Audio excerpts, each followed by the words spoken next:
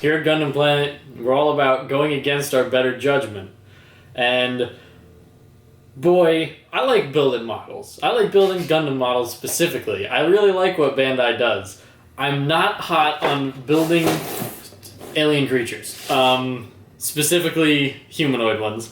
So, like, I've been following these ever since I've been making the promo pictures for them, and I'm like, what exactly are Figurerise standard? They used to do those, like, master grade Figurerise, like, I don't know, like 8 years ago at this point, and then they just stopped. And then these just started popping up at an alarming clip.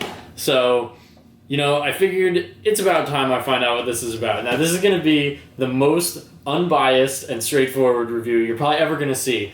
Fun fact, I have never watched Dragon Ball Z to any meaningful capacity. So I have no attachment to the characters, I have no attachment to the story. We're just going to find out if this is a good model kit. So here we go with the Figurerise Standard Perfect Cell. First thing I notice, a little stand for the effect parts. So I like that. And also little tiny parts for the eyes, I imagine. One of the things with building humans as model kits, the eyes usually have this really creepy soulless look. So hopefully they've addressed that. And I guess here is how we see how, because here are the this is like double layer where the eyes go behind these little white parts to give it like pupils. So hopefully this turns out well. The plastic's kind of pliable. It feels nice though. So as long as it's easy to work with, better start than I expected. We have a second dual injected runner. This is for the hands and some of the, internal, I can't even call it inner frame anymore, some of the internal details. I do really like this. I'm really glad that they included these effect parts. These are very cool. They have some really nice texture, and these are going to go on the stand when you're done with it. So that's nice. Then got the wings, because Cell's an insect-looking creature from his planet. And then this is probably the coolest thing about all this. Figurerise standards, like I said, I don't know what to expect from the detail, but super, super impressed that all of these spots all over him are actually molded on the inside, and they come through the holes in his exoskeleton. I don't know, but like it's not stickers, and they're not just indents that you have to color with a marker. This is going to go under here, and it's going to come through. So in that way, it looks like the model itself is going to be very good, and the plastic is very soft and kind of wavy. And then there's one sticker. I don't know why. I think it's his mouth actually. So we'll see how that goes. And then it comes with this, which just translates the instruction manual for you, so that it like tells you what all these symbols are. So as I said with the Barbados Lupus, they're continuing to try and make this marketable over here, which is cool. The instructions are these like really big 3D blow-up images for extra detail. So really, it looks better than I thought it would, and we're gonna find out if that holds true in this very interesting endeavor into things which I have no business taking endeavors into.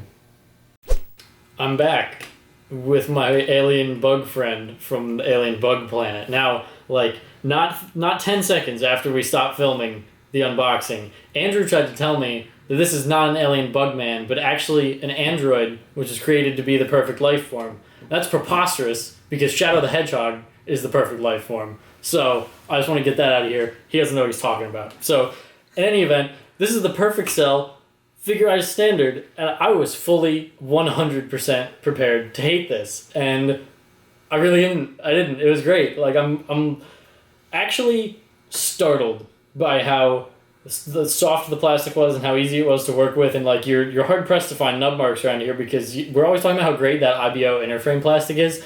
That's this whole thing. This whole thing is that they color injected that plastic, and it's a madness. Why can't we do that all the time? It's actually incredible. And you get a really, this is huge. It's crazy. This is the size of a master grade. I was expecting something more in line with a high grade, because they had the MG Figurerise, and this isn't that. So really all around very pleasantly surprised. So we're going to get up closer and talk about why. Here's Cell up close. From what I understand, you don't want to get this close to this guy in real life. So he doesn't have a whole lot of accessories, so we'll just address those first. Here they are.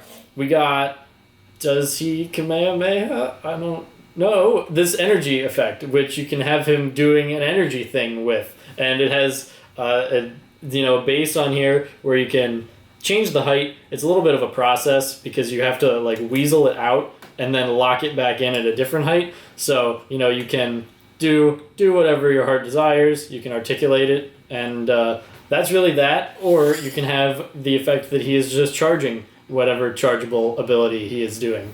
So there's those. And then he has the hands with which he can charge his abilities.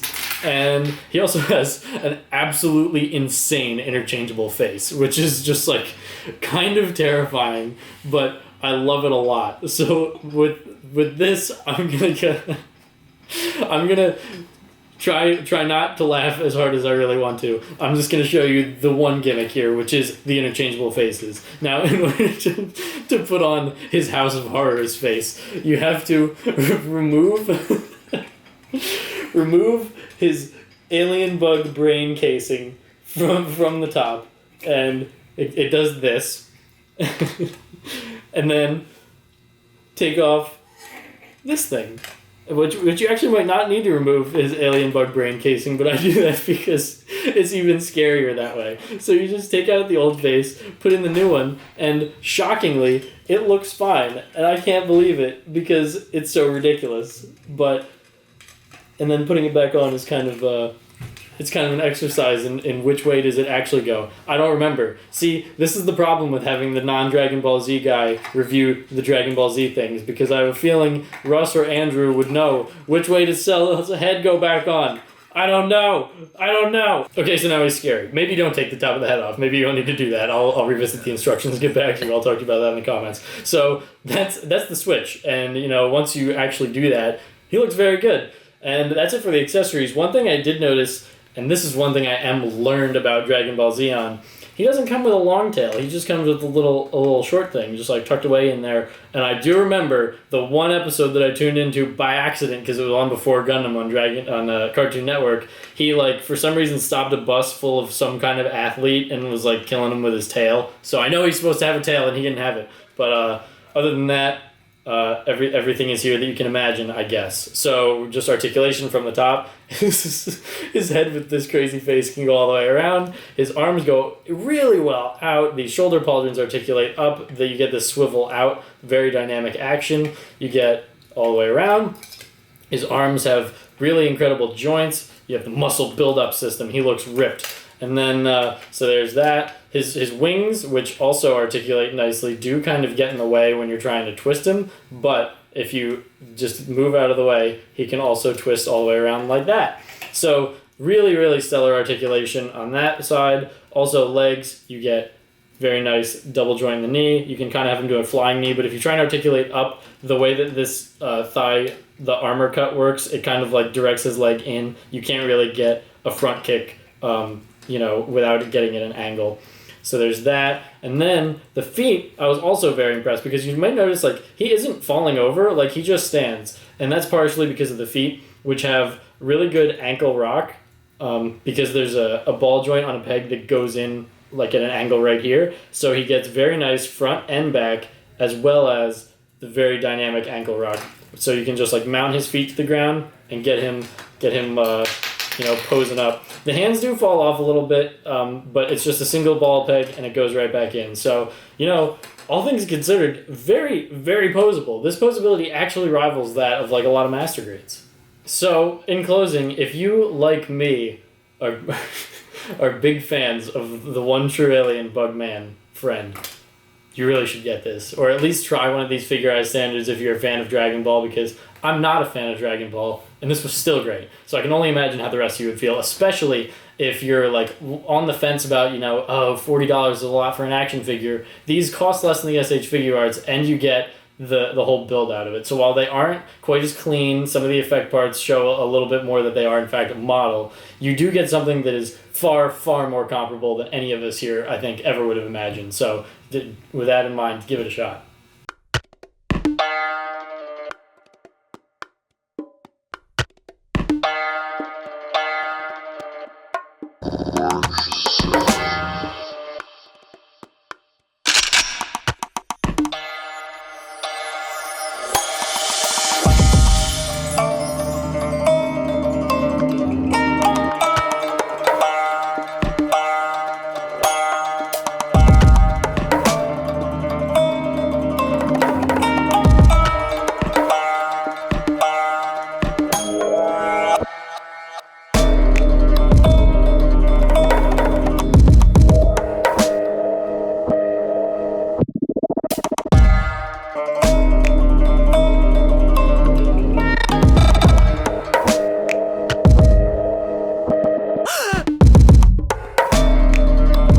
thank you guys so much for watching and putting up with my ignorance on the topic of Dragon Ball Z, which is intolerable to a lot of you. So if you want to yell at me about that, you can leave it in the comments. If you want to make me feel better and tell me that you also are not really into Dragon Ball Z, you leave that in the comments. I appreciate it. You can like the video, you can subscribe for more. We have new videos every Monday, Wednesday, Friday. You can check out some more down here. We got 2. We also have a link to Marsh Sound's SoundCloud in the description. He does all the music we have in the spinny bass shots, and it is fantastic. So we will see you next time.